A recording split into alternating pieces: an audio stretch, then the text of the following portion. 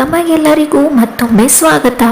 ನೀವು ನಿಮ್ಮ ಕೈಗಳನ್ನು ಹಸ್ತವನ್ನು ಸೂಕ್ಷ್ಮವಾಗಿ ನೋಡಿದರೆ ಅನೇಕ ಸಣ್ಣ ಸಣ್ಣ ರೇಖೆಗಳು ಜೊತೆಗೆ ದೊಡ್ಡ ದೊಡ್ಡ ರೇಖೆಗಳು ಕೂಡಿರುವುದನ್ನು ಕಾಣುತ್ತೇವೆ. ಇಂತಹ ಹಲವು ರೇಖೆಗಳಿಂದ ಕೆಲವೊಂದು ಚಿಹ್ನೆಗಳನ್ನು ನೋಡೋದನ್ನು ಕಾಣುತ್ತೇವೆ. ಕೆಲವು ಚಿಹ್ನೆಗಳು ಶುಭ ಫಲವನ್ನು ನೀಡಿದರೆ ಮತ್ತೆ ಕೆಲವು ಚಿಹ್ನೆಗಳು ಅಶುಭ ಫಲವನ್ನು ನೀಡುತ್ತವೆ. ಹಸ್ತಶಾಸ್ತ್ರದಲ್ಲಿ ಶಂಖ, ಚಕ್ರ, ಸ್ವಸ್ತಿಕ್, ಮತ್ಸ್ಯ, ಧ್ವಜ, ತ್ರಿಶೂಲ, ಕ್ರಾಸ್ ಇತ್ಯಾದಿ ಚಿಹ್ನೆಗಳಿಗೆ ತುಂಬ ಮಹತ್ವಪೂರ್ಣವಾಗಿದೆ. ಹಸ್ತ ಸಮುದ್ರ ಶಾಸ್ತ್ರದಲ್ಲಿ ಈ ಚಿಹ್ನೆಗಳ ವಿಷಯದಲ್ಲಿ ಶುಭ ಮತ್ತು ಅಶುಭ ಪ್ರಭಾವಗಳ ಬಗ್ಗೆ ತಿಳಿಸಲಾಗಿದೆ.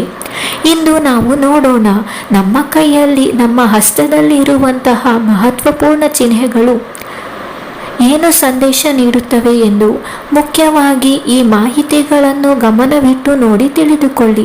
ನಮ್ಮ ಹಸ್ತದಲ್ಲಿರುವಂತಹ ಕ್ರಾಸ್, ಈ ಒಂದು ಚಿಹ್ನೆ ನಮ್ಮ ಜೀವನದಲ್ಲಿ ಎಂಥ ಪ್ರಭಾವ ಬೀರುತ್ತದೆ, ಈ ಚಿಹ್ನೆ ನಮಗೆ ಶುಭವಾಗಲಿದೆಯೋ ಇಲ್ಲವೋ ಅಶುಭವಾಗಲಿದೆಯೋ ಎಂದು ಎಲ್ಲವನ್ನು ತಿಳಿದುಕೊಳ್ಳೋಣ. ಇದಕ್ಕೂ ಮುಂಚೆ ಈ ನಮ್ಮ ವಿಡಿಯೋಗೆ ಒಂದು ಲೈಕ್ ಕೊಡಿ, ಚಾನಲ್ಗೆ ಸಬ್ಸ್ಕ್ರೈಬ್ ಮಾಡಿ. ಯಾರ ಕೈಯಲ್ಲಿ ಯಾವುದೇ ಭಾಗದಲ್ಲಿ ಶಂಖದ ಚಿಹ್ನೆ ಇದ್ದರೆ ಅಂತಹವರು ಸೌಭಾಗ್ಯಶಾಲಿಗಳಾಗಿರುತ್ತಾರೆ. ಶಾಸ್ತ್ರಗಳ ಪ್ರಕಾರ ಶಂಖವು ಭಗವಂತನಾದ ಶ್ರೀ ವಿಷ್ಣು ಹಾಗೂ ತಾಯಿ ಲಕ್ಷ್ಮಿಗೆ ಅತ್ಯಂತ ಪ್ರಿಯವಾಗಿದೆ. ಇದರಿಂದ ಹಸ್ತದಲ್ಲಿ ಶಂಖ ಚಿಹ್ನೆ ಇರುವುದು ಅತ್ಯಂತ ಶುಭವಾಗಿದೆ. ಇಂಥವರ ಜೀವನವು ಐಶ್ವರ್ಯ, ಸುಖ, ಸಮೃದ್ಧಿಯಿಂದ ತುಂಬಿರುತ್ತದೆ. ಇವರ ವ್ಯಕ್ತಿತ್ವವು ತುಂಬ ಪ್ರಭಾವಶಾಲಿ ಮತ್ತು ಆಕರ್ಷಮಯವಾಗಿರುತ್ತದೆ. ಎರಡನೆಯದಾಗಿ, ಯಾವ ವ್ಯಕ್ತಿಗಳ ಕೈಯಲ್ಲಿ ಮೀನಿನ ಚಿಹ್ನೆ ಇರುತ್ತದೆಯೋ ಹಾಗೆ ಕೈಯಲ್ಲಿ ವಿವಿಧ ಕಡೆಯಲ್ಲಿ ಮೀನಿನ ಚಿಹ್ನೆಗಳು ಇದ್ದರೆ ವಿಭಿನ್ನ ಫಲಗಳು ನೀಡುತ್ತವೆ. ಆದರೆ ಇವೆಲ್ಲವನ್ನು ಸೇರಿಸಿ ನೋಡಿದರೆ ಇವರ ಫಲವು ಶುಭದಾಯಕವಾಗಿದೆ ಎಂದು ತೋರಿಸುತ್ತದೆ. ಇಂತಹ ವ್ಯಕ್ತಿಗಳು ತಮ್ಮ ಕ್ಷೇತ್ರದಲ್ಲಿ ತುಂಬ ಪ್ರಸಿದ್ಧರಾಗಿರುತ್ತಾರೆ. ತನ್ನ ಸ್ವಂತ ಶಕ್ತಿ ಸಾಮರ್ಥ್ಯದ ಮೇಲೆ ಹೆಸರು ಮತ್ತು ಹಣ ಗಳಿಸುತ್ತಾರೆ. ನೋಡಲು ಸುಂದರವಾಗಿ ಮತ್ತು ಆಕರ್ಷಕವಾಗಿರುತ್ತಾರೆ. ಜೊತೆಗೆ ಧಾರ್ಮಿಕ ಪ್ರವೃತ್ತಿಯವರಾಗಿರುತ್ತಾರೆ. ಮೂರನೆಯದಾಗಿ, ನಿಮ್ಮ ಕೈಯಲ್ಲಿ ತ್ರಿಶೂಲದ ಚಿಹ್ನೆ ಮೂಡಿದರೆ ಇದು ಸಹ ಶುಭ ಲಕ್ಷಣವಾಗಿದೆ. ನಾವೆಲ್ಲ ತಿಳಿದಿದ್ದೇವೆ, ತ್ರಿಶೂಲವು ಭಗವಾನ್ ಶಿವನ ಆಯುಧವಾಗಿದೆ. ಕೈಯಲ್ಲಿ ಇಂಥ ಚಿಹ್ನೆ ಇರುವವರ ಬಳಿ ಸಾಕಷ್ಟು ಹಣವಿರುತ್ತದೆ. ಬುದ್ಧಿವಂತಿಕೆಯಿಂದ ಹಣ ಸಂಪಾದಿಸುತ್ತಾರೆ. ಇವರ ಮೇಲೆ ಸದಾಕಾಲವು ಶಿವನ ಕೃಪೆ, ಆಶೀರ್ವಾದವಿರುತ್ತದೆ. ಕೈಯಲ್ಲಿ ಎಕ್ಸ್ನ ಚಿಹ್ನೆ ಇರುವವರು ತುಂಬ ವಿರಳವಾಗಿರುತ್ತಾರೆ. ಕೈಯಲ್ಲಿ ಯಾವ ಭಾಗದಲ್ಲಿ ಕ್ರಾಸ್ ಚಿಹ್ನೆ ಇರುವುದರ ಮೇಲೆ ಅದರ ಅನುಸಾರವಾಗಿ ಅವರಿಗೆ ಅದರ ಫಲ ದೊರಕುವುದು. ನಮ್ಮ ಕೈಯಲ್ಲಿ ಎರಡು ಸಣ್ಣಗೆರೆಗಳಿರುತ್ತವೆ. ಒಂದು ಮತ್ತೊಂದನ್ನು ಅಡ್ಡವಾಗಿದ್ದರೆ ಇದರಿಂದ ಎಕ್ಸ್ ಚಿಹ್ನೆ ಮೂಡುತ್ತದೆ. ಈ ಗುರುತು ನಮ್ಮ ಎಡಗೈಯಲ್ಲಿ ಮತ್ತು ಬಲಗೈಯಲ್ಲಿ ಎರಡು ಕೈಗಳಲ್ಲಿದ್ದರೆ ಇದು ಶುಭ ಪರಿಣಾಮವು ಸಿಗುತ್ತದೆ. ಯಾರ ಎರಡು ಕೈಗಳಲ್ಲೂ ಎಕ್ಸ್ ಗುರುತು ಇರುತ್ತದೆಯೋ ಅಂಥ ವ್ಯಕ್ತಿಯು ತುಂಬ ಸಾಹಸಿ, ಪರಾಕ್ರಮಿ, ಜನಪ್ರಿಯರಾಗಿರುತ್ತಾರೆ.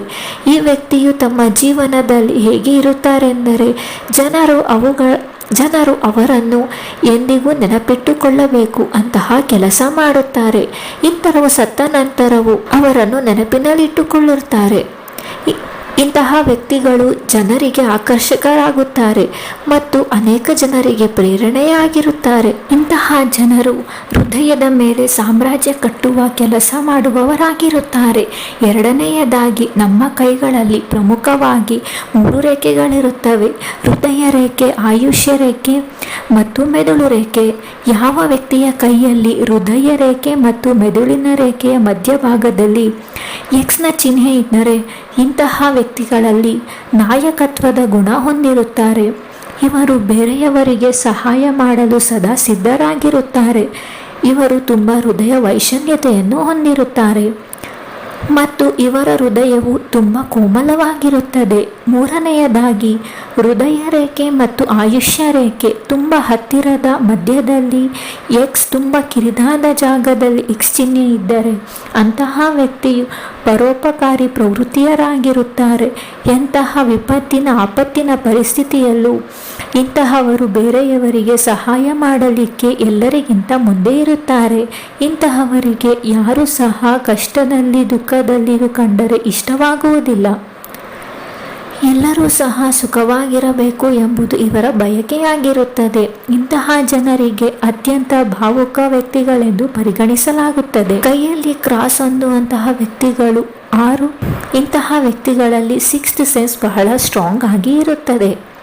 ಇವರು ಮುಂದೆ ಆಗಬಹುದಾದ ಸಂಕಷ್ಟಗಳ ಬಗ್ಗೆ ಮುಂಚಿತವಾಗಿಯೇ ಇವರಿಗೆ ತಿಳಿದು ಬಿಡುತ್ತದೆ.